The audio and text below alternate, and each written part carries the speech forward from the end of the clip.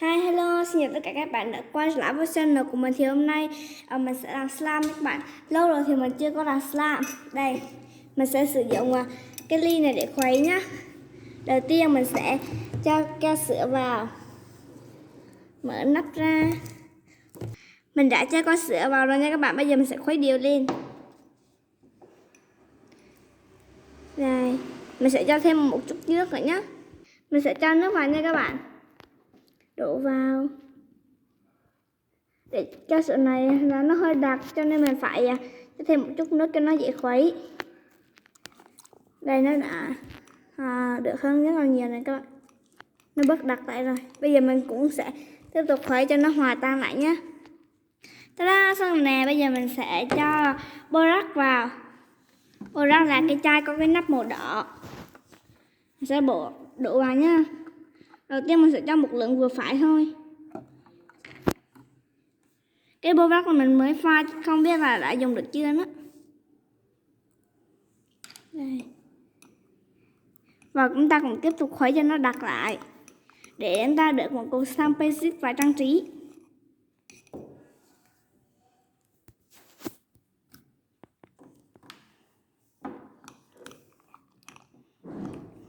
Đây các bạn, nó sắp đặc lại rồi.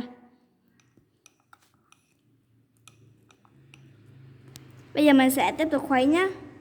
Sau một hồi nhào lỗ bút quả thì mình đã khuấy được như thế này rồi nha các bạn. Này, mình sẽ chơi cho các bạn xem luôn nhé. Thực sự thì nó cũng hơi cứng, cho nên mình sẽ bỏ thêm một chút kem đánh răng vào. Nó thật cứng nha các bạn. Đây mình sẽ bỏ một chút kem đánh răng vào cho nó mềm ra. Các bạn nhớ chỉ một chút thôi nhé, không thôi nó sẽ bị nhão. Rồi, bây giờ mình sẽ trộn cái cục basic này lên.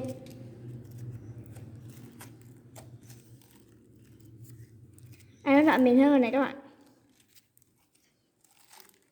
Nó đã mềm hơn lúc đầu rồi. Mình nghĩ trên một hồi thì nó cũng sẽ mềm ra thôi.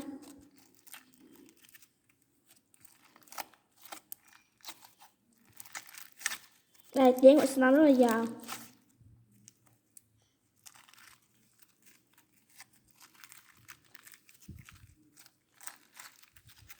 Đây, các bạn có nghe thấy tiếng của nó không?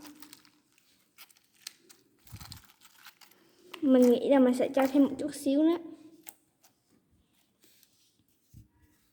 Các bạn nhớ là mỗi lần các bạn bỏ cái men răng các bạn hãy bỏ ít thôi nhé. Không thì nó sẽ bị nhão. Chúng ta cũng phải làm lại nữa đó.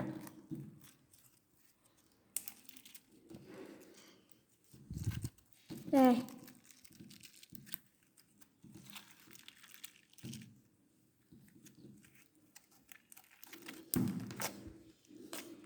Tiếng khi mà chọc thì nó cũng không có được to lắm, nhưng mà khi mà chúng ta bỏ thì tiếng của nó rất là to.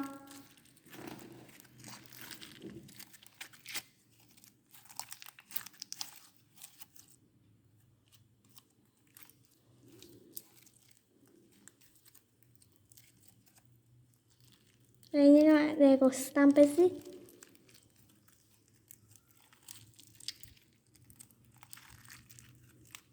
Nó cũng đã mềm hơn rồi này. Mình sẽ nhả thêm một chút nữa vào cái đồ trang trí nhá.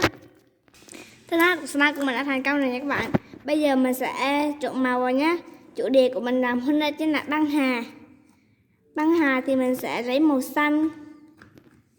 Đây là hũ màu xanh này. Mình sẽ bỏ vào. Màu này cũng vừa không có đậm, không quá đậm, không quá nhạt đâu các bạn. Mình sẽ trộn lên. Đây, cục slime bây giờ rất là mềm, rất là dẻo.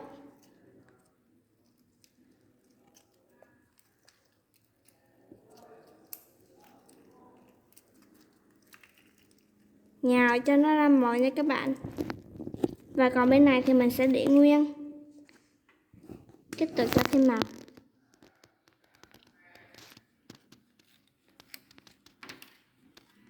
Và trộn lên. Hôm nay cũng khá là nhạt các bạn ơi. Nó đã bắt đầu lên màu xanh rồi đó.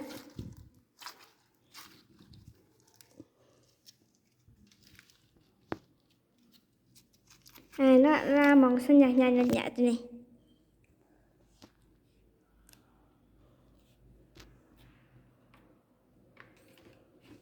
Mình đã cho màu mình rồi và nhé. Cho thêm. Và tiếp tục trộn cho khi nó ra một cái màu đậm đậm. Các bạn ơi, tay của mình đã bị dính màu rồi nè. Tiếp tục nhào trộn.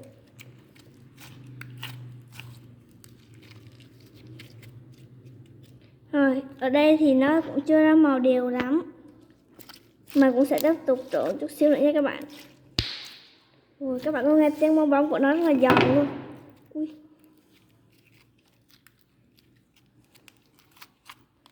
Rồi nha các bạn. Bây giờ đến cục bên này, mình sẽ để 2 cục này vào hũ. Các bạn, đối với cục slime này thì mình sẽ trang trí nhá. Mình sẽ để 2 cục này sát lại gần nhau và mình kéo dài ra ấy, và để vào chiếc hũ ở đây. Đây, mình sẽ bỏ vào hũ nhá. Không biết có vừa hay không. Mình chưa có thử nữa, mình chưa có thử bỏ vào hũ xem thử là có vừa không. Nó khóa là đầy các bạn ơi. Mình sẽ lấy ra bớt nhé. Bây giờ mình sẽ trang trí nha các bạn. Mình sẽ sử dụng kim tuyến màu bạc và kim tuyến màu xanh. Xanh lá cây để trang trí cho cái slime của chúng ta. Và mình sẽ sử dụng charm cái thông Noel nhé. Rất là đẹp luôn. Bây giờ mình sẽ đổ một chút kim tuyến màu xanh vào. Đây nhé. Đây mình sẽ đổ vào nha các bạn. Đổ ra tay trước cho nó có một cái độ nhiều vừa phải. Ui chết cha. Sẽ bỏ vào nhé. Màu này rất là xinh, lan ra.